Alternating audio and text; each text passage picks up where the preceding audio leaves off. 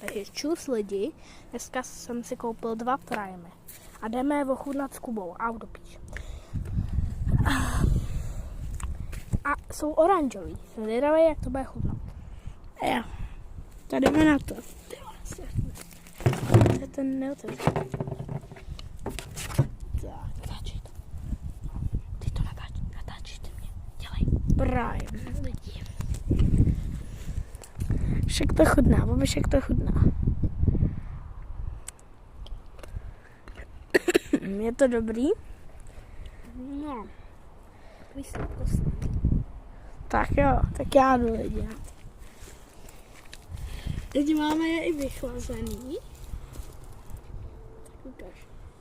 Jako voní to hezky, je takhle ten Prime jako. Tak ukaž.